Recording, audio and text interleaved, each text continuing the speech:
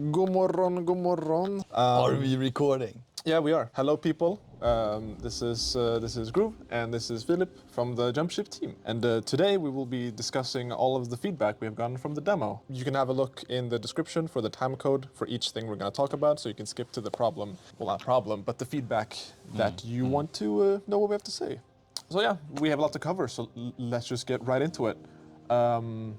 The main thing we probably heard is the roguelike elements and people getting a bit confused about why is my stuff disappearing when I finish the mission. Yeah, it's great feedback. It's really interesting to see people's expectations there. I don't think we thought it would be such a big deal for people.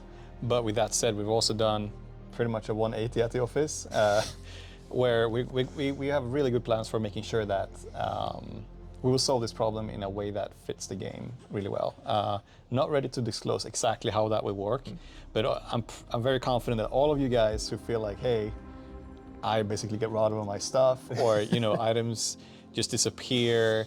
There's no point in looting because I don't get anything out of it. Those are like actually top priority things for us to fix right now, and I'm very confident we got really good solutions for that. Yeah, we also try to think beyond the standard definitions of, is this a roguelike, is this whatever. We also need to make sure that this is like the ultimate space adventure, right? And what does make sense, what is expected of that might not fit into the mold. So we might be feeling like a little bit in between a lot of things, and I think that's fine. We have to look at what in a specific situation, what makes the most sense for the game, and not try to fall too much into a certain category or style of a game. Next up, a common thing was a lot of people playing on a controller, having a few issues with key binding, and aim assist is a bit too strong. Yes, maybe. Yes. Yeah, we've seen that. Sorry about that. First and foremost, sorry. Controller has not been as prioritized as it should have been, but rest assured we were extremely aware, and we were patching a bunch of controller issues during the demo, just to show that we actually care. And I'm sure people will find more and more issues that we have not thought about, and it's something that we will be fixing on the fly. And I'm sure we will do a slider for auto aim and stuff like that. So don't worry about it. Yeah. We will fix it. Another very popular thing is that the solo players feel like the game is a bit tough sometimes, and that BuddyBot is kind of wasting their ammo. Not very helpful. Yeah. First of all, absolutely true. I completely agree with that feedback. The BuddyBot was something that we had on our roadmap. We're not even planning on putting in before early access or in a demo. But when we had people asking people during the closed beta, we noticed that a very large part wanted to at least play partially solo. So we had to, in a very short amount of time, just a couple of weeks, make sure that we had something for those players. And that's where we kind of jammed in the BuddyBot. So that feature was not really in the game for more than a couple of weeks before the demo came live. So it's not a surprise to me that you guys have found a lot of pain points and frustrations, because it's a very new feature. So that's actually on my list right now, to make sure that the BuddyBot does not shoot into asteroids. I've also heard like this fantastic thing of, you're about to repair your ship, but then he takes the little material you have left to replenish ammo. That one is fixed. He can also construct the repair kits now. Oh, thank God, okay. Yeah, and he will not shoot into asteroids anymore. So, and on top of that, I've also noticed that, if you play alone, maybe on easy, it feels too hard. There's too much things going on. There's, fires, all these things trying to catch your attention as you're barely understanding how the game works. So that's also something that we're working on, to make sure that, okay, when you're playing on easy or very easy, like make it a little bit, calm everything down, and don't throw everything in your face. So that's a huge priority. And I'm personally working on that as we speak. So rest assured, we hear you. Don't worry, gamers. Yeah. Upping the player limit, so support for playing 6 or 8 people. Why not 50? People want these like huge raid missions of like large battleships. guild wars. I know. I made a promise there. 1 million sales, and there will be a battleship. So yeah, what are we thinking about playing as 8 people in one session? It's not the highest priority. I think what limits us there is, to be honest, mostly design, I would say.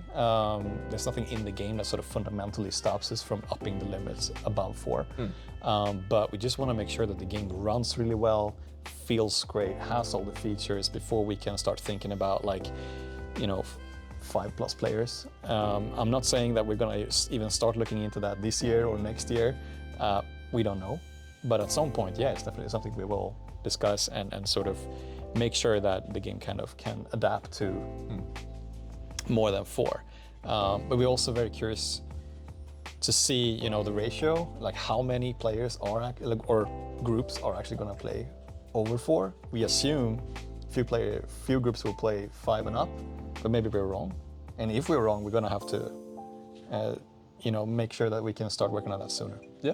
Enough people of you scream loud enough, then maybe we'll change. But we're very kind of data-driven here. We try to not just read individual comments, but also we have, you know, all the surveys where people can fill in, and we base a lot of decisions based on that. Next up, we have sliding, which is coming. It is definitely coming, yes. It's coming, which... But might not be at the time exactly on early access, but we want to make it a big deal and send that thing off with flying colors. So the sliding update. Yeah, for sure. Yeah, it's gonna be its own thing for sure. We're gonna beef up the ground movement a little bit because everyone loves movement. Matchmaking. People wanted a better way to lobby up during the demo. Yes. That's also one thing where we were a bit data-driven. We expected a lot more players to be wanting that feature, but during our closed beta, we noticed that the amount of players was low enough that we could temporarily, like, not, you know, prioritize that feature. But obviously, it's something we want to get in. We're not going to use matchmaking per se. Instead, we're going to have a server browser. Yeah. And then let you guys decide on how you're going to join the public servers, or, you know, name them something funny and hope people will join you. Yeah. We think that's a better allocation of our time than doing a proper matchmaking system. Server browser with public and private lobbies and all that jazz, you know, Team Fortress 2 vibes. It's coming. Yeah, that is cool. Endless mode. Just playing forever as long as you can stay awake. Yes. Short answer is yes. Not exactly on early access, but very tightly knit to that. There are going to be several ways of playing Endless, so I'm just going to lay it out there. What is that? Yeah, I can't talk too much. I'm not confident enough to talk about it yet, but we clearly see that, you know, it also ties into that thing of I just found like this great weapon and then the mission was over. Endless would kind of help out with solving that issue as well. And, you know, maybe challenge rating above 5. Keep ramping up until 50. Why not? Yeah. I want to see the record of, like, can players play for like 7 hours straight? If you do Endless, you have to just keep going nonstop. Oh yeah. That challenge for easy. Who can set the record? It's gonna happen, yeah. Then you have to do a new community event. Ping system. Rather than just pointing at a thing and then getting a bark line, can we expect, you know, go here or danger here? Smart pings. Smart pings, it's not on our immediate roadmap, but I mean, we've talked about that ever since we started the system. But with that said, like coloring them so you know who said what, for sure. Again, we're gonna have a look at, you know, all the other amazing things that we have in the pipeline, like Endless. What is more important? Yeah. You'll have to make some compromises, and then we can add stuff, you know, later. First-person view for pilots and free cam to look around. Those are very high on my list, for sure. If not on early access, then right after. I've taken the critique personally. You want immersion. Yeah, no, absolutely. It's been a requested feature for almost a year now. Yeah. so yeah, I'm getting to the point where I'm ready to put that in. For sure. Yeah. You're ready. More for the pilot and these scanners to do. So, so we've seen people feel like, you know, it's not super easy to dodge stuff. Yep. So all pilots do is just aim and then shoot a basic cannon. Yep. They wish they had more to do. Same with the scanner. Great. That doesn't do too much. Yep. So the pilot is quite a high priority. Also one of those things that I made, and I'm like, oh crap, you know, made it a bit too arcadey maybe. So allowing the players to be able to avoid and dodge things is a high priority, which is I'm actually working on that right now as well.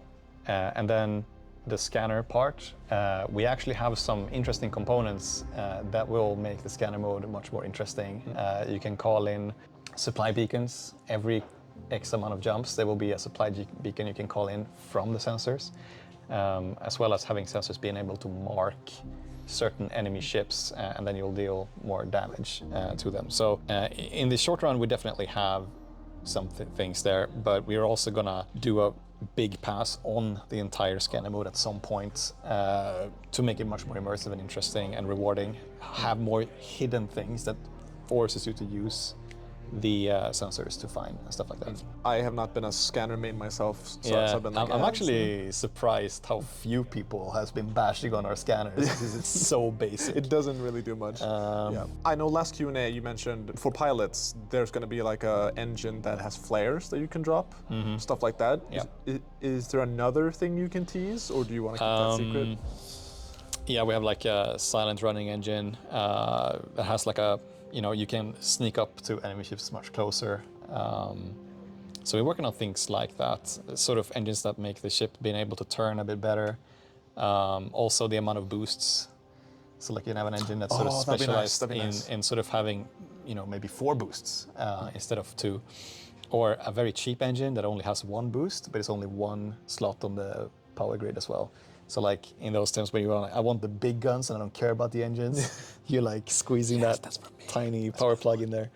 Or maybe you have some sort of ion storm that kind of puts red squares all over the energy grid, and you have no option but to take the shitty engine and put it in there just to power something up, right? So yeah. FPS combat feels a little basic. Are there going to be more consumables, like traps or things to use? So we have a lot of ideas that we're floating around. I mean, I think one big thing that people have been requesting is melee weapons. We have a wrench in-house that we're playing with.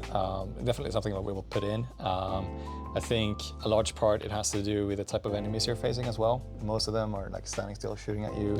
We have just a few that has some special behavior, and it's definitely something we want to explore and sort of widen up sort of the type of enemies you're facing and their kind of very specific behavior that forces you as players to play differently. I mean, one of my favorites would be, you know, in Left 4 Dead you have the witch. That's what yes, like all the special infected powers from Left 4 Dead, just like, can we just take that? Pretty much copy and paste that. Yeah, they're perfect. They're really good. And another thing that's sort of really impactful is like the SpiderBot can actually shoot grenades at the ship. Which, you know, sometimes that happens. You're like fleeing from a SpiderBot. He doesn't follow you into the ship, but he's like shooting at you and hits the ship with sticky grenades and stuff. Maybe more enemies that kind of bridges the gap between the space battles and the on foot. Maybe large mechas, maybe 50 meters tall things you have to grapple on at some point. Yeah. Let's say maybe so we don't overpromise to get people, but yeah. Things will be added to make just the FPS combat not as plain as it is currently. Yeah, flight stick support. This is our most popular request, and it's maybe. Yeah, we'll see. I think here we will also have to be a bit statistically cautious. I had an extremely loud group who wanted Unix support or like Linux support when I started. Turned out it was like 3 people. I've been ordered not to fix that because, you know, it's not the highest priority at this point. I think it works great on Gamepad, which is what most people will be using.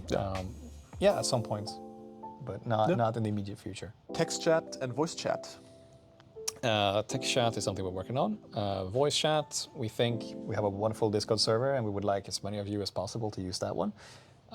So voice is not something we're doing in the immediate future, but definitely, I mean, at some point I think we'll put it in. But, Yeah, text is coming. Yeah. That's a must-have. More graphical options and gamma and like borderless for those with like a lower end PC. They want to tweak some more stuff. I think our window is borderless. Oh, it is? I think there is like a terminology kind of thing. I'll have to ask our technical director, but I think actually the window mode is the borderless. Yeah, I mean, I think we want the game to be able to run on, you know, potatoes basically. So we're gonna put in more as we find good graphics options. We'll put them in. That makes sense. That will kind of let you be able to turn things off to the point where you can run the game smoothly. So yeah. More Yes. graphics More. options. It's coming. More big ship with smaller fighters. That's like every space guy's dream is like, can we have like a hangar ship and then fighters you can jump into? Oh yeah. I've been responding to some of those threads actually. Just to put some fuel on that fire, back in the day when the game was called Hyperspace Pirates of Atira, the player ship had a drone pod, so you could install a component that you could walk up to a control panel and you would remotely control a drone that you could fly individually from the player ship. So you could have a pilot and a drone pilot. And then that drone people could grapple to and like hang on to. We actually removed that feature because it was kind of slow, sluggish, but the fantasy is there, right? Always wanted to have it. So what I'm looking at is to have some sort of component that allows you to kind of maybe spawn or have small remotely controlled or small jet fighters or something that you can use. Not just in one ship with a big cargo bay, but actually, I would love that. Haven't figured out the design for everything and how that's gonna work, but it's definitely, before we say we're done with this game, we'll solve this. We'll solve this somehow, yeah, for sure. Power grid resetting, which is more of like more of an oversight, but that's gonna be... Yeah, so yeah, I have a few things to say here. I mean, first off, on the build here, we actually fixed so it saves the power grid today. So I can promise you it will be in for early access. We also are working on having a big power grid kind of representation in the hangar, so you can shuffle things around there. Not sure if we're gonna release that at early access, but it's visually there. It's a high priority, but at least saving the power grid is in, and I think that will help most of us. Entering the ship that's in the hangar, you know, people try to jump to it and they die, but they want to go inside. Yeah, of course. Why are we so mean to them? It's purely a technical issue. First off, like, you know, one player can swap between ships and the entire ship changes, and we don't want to cause hitches, like the whole game would freeze loading in, because the ship is basically like a whole level, right? It's huge. So that's one technical challenge that we have to overcome. Another one is what happens with the players that are inside the ship when you swap. I could be fiddling around with the power grid or something, and then you swap ship.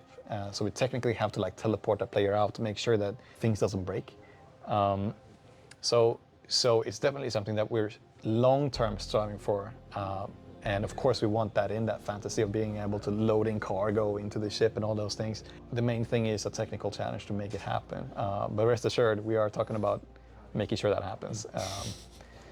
You know, I would love to be able to walk all the way down there and sort of walk into the ship and poke at things. It will happen at some point. More opportunities to rejoin missions or immediately rejoin after a disconnect. Is it difficult for us to add more ways to just put people back in? Yeah, so it seems like some people think it's a design choice that you have to wait until a jump. That is not a design choice. It's a purely technical challenge of, it might, like, as a non-programmer, you'd be like, hey, why can't I just, why can't it just work? It's a purely technical challenge that we have to make sure it works. The game is very large and complicated. You know, it's like battlefield-sized levels. I can be on one end, you know, doing a first-person shootout while the rest of the crew is on the ship. One player is on a Corvette, you know, boarding it. So we're all spread out in different places, and syncing everything over to someone who's just joining and making sure that everything matches with what's going on has proven to be a big challenge. That's why it's currently, you can only join during a jump, because then we can guarantee, okay, we only need to sync the player ship and making sure that that's the same.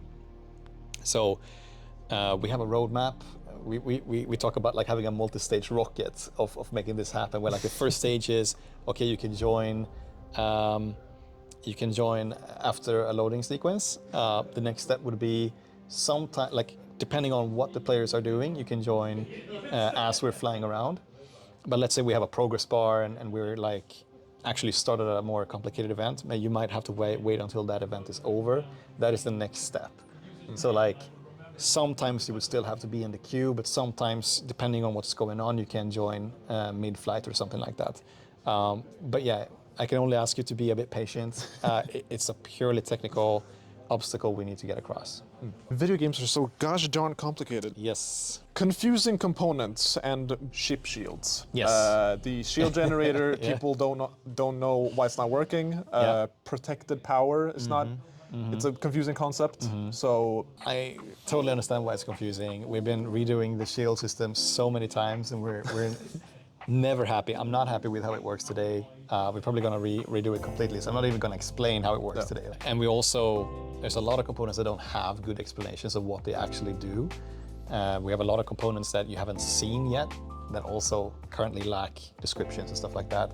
So it's something that we will make sure we're going to put in. So if you look at a component that has a very specific ability, maybe calling in, supplies or something like that, it's a very specific thing. What you need to do to make it happen is something we will look into just by looking at the component, and then it will explain what it does. In terms of the shields, we are going to redesign how they work completely, and I'm not ready to go into detail, but it's part of the piloting actually. Tutorial improvements, which I think ties into the confusing concepts that are not explained, like protected power, or like how to use the gunner seat. Some of these things you just learn by playing the game, and that's kind of what we want to just like. Yep. You might fail your first run, but it's supposed to be like. Yeah, we were trying to keep the tutorial as sort of bare bones as possible. It was far more bare bones way back, and then we sort of like, okay, which concepts do we need to teach the player, or do we have to teach the player? And then, as we move along, okay, maybe we need to add this, maybe we need to add that. Like the most frustrating part for me, if I'm playing another co-op game, is that I'm stuck in a tutorial for half an hour when I want to play with my friends. Exactly. So like that's where we are a bit careful with making it too long and too complicated. You will not remember most of it anyway.